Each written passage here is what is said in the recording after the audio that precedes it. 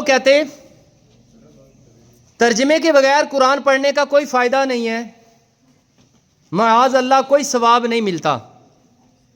یہ بات ان کی درست نہیں ہے. وجہ اس کی یہ ہے، حروف مقطعات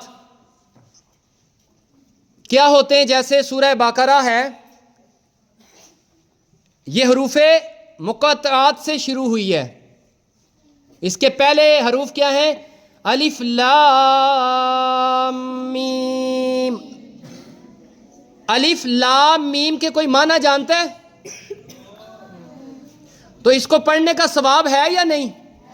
حدیث کے مطابق الف ایک حرف، لام ایک حرف، میم ایک حرف، اور ایک حرف کی نیکی، پہلے تو کہا نا ایک نیکی، اور ایک نیکی 10 کے برابر، ایک نیکی. حدیث کے مطابق اگر کوئی الف پڑھے گا تو اس کو کتنی نیکیاں ملیں گی؟ تو الف کا کوئی معنی جانتا ہے؟ نہیں. لام کا، میم کا. تو حروف مقطعات یہ تقریباً 29 صورتوں میں یہ استعمال ہوئے ہیں. کتنی صورتوں میں؟ 29 سورہ میں یہ استعمال ہوئے ہیں، اور ان کے معنی ہم کو آتے.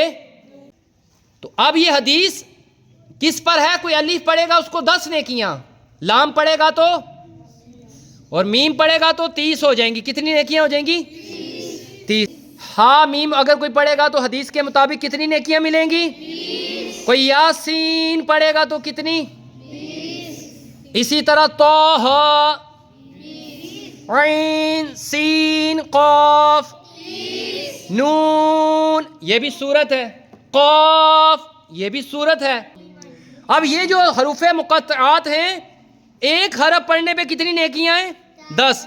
تو یہ جو لوگ کہتے ہیں بغیر ترجمے کے قرآن پڑھیں تو فائدہ، انہی سے آپ پوچھیں کہ آپ جو نماز پڑھتے ہیں اتحیات کا ترجمہ سب کو آتا ہے؟ نہیں سب کو آتا. درود ابراہیمی پڑھتے ہیں ترجمہ آتا ہے؟ دعائے قنوت پڑھتے ہیں ترجمہ آتا ہے؟ سورہ فاتحہ پڑھتے ہیں ترجمہ آتا ہے؟ نہیں آتا. سب کو تو آتا نہیں، بہت کم لوگوں کو. تو کیا ان کی نماز نہیں ہوتی؟ کیا ان کو ثواب نہیں ملے گا؟ ملے گا.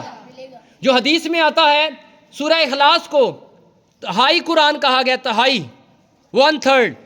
یعنی اگر کوئی 3 مرتبہ سورہ اخلاص پڑھے گا تو اس کو ایک قرآن پاک کا ثواب. حدیث میں یہ تو نہیں کہا گیا ترجمے کے ساتھ پڑھے گا تو پھر ثواب. سورہ یاسین شریف ایک بار پڑھنے کا کتنا ثواب ہے؟ 10 قرآن پاک کا. سورہ کافرون کو چوتھائی قرآن کے برابر کہا گیا کہ سورہ کافرون، قل یا ایھا الکافرون اگر کوئی 4 بار پڑھے گا تو قرآن پاک پڑھنے کا ثواب. سورہ زلزال اس کو نصف قرآن کے برابر بولا گیا، اگر سورہ زلزال کوئی 2 بار پڑھے گا تو پورا قرآن پاک پڑھنے کا ثواب ملے گا. تو پیارے بچوں یہ جو حدیثیں ہیں اس میں ترجمے کا کوئی ذکر نہیں ہے. ترجمہ کریں بہتر ہے. الحمدللہ آپ نے دیکھا ہے ہمارے بچوں کو، ان کے چینل پر بچوں نے ہمارے شروع سے ہی نماز کو ترجمے کے ساتھ سیکھا، کلموں کو ترجمے کے ساتھ کیا، اور ان کی ویڈیوز ہیں. ہم اپنے بچوں کو ترجمہ بھی سکھاتے ہیں، مگر لوگوں کو وسوسے لوگوں کے ذہنوں میں نہ ڈالیں، وہ قرآن چھوڑ دیں گے. یہ بچے پہلے ہی قرآن نہیں پڑھتے، اب یہ کہیں گے ہمیں جب ترجمہ آئے گا تو قرآن پڑھیں گے. پھر تو قرآن گھروں میں پڑھے رہیں گے، یہ بچے کب ترجمہ سیکھیں گے، کب قرآن پڑھیں گے؟ یہ شر پسند لوگ ہیں، قرآن سے لوگوں کو دور کرتے ہیں. بچوں کو قرآن پڑھنے دیں. قرآن کی زیارت کرنا بھی ثواب ہے، پڑھنا تو دور کی بات ہے.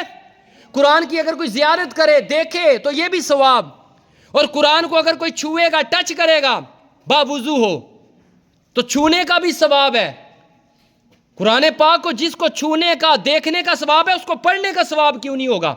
اس لیے سارے بچے نیت کریں، ہمیں قرآن کی سمجھ آئے یا نہ آئے، ہم انشاءاللہ قرآن پاک کو پڑھا کریں گے.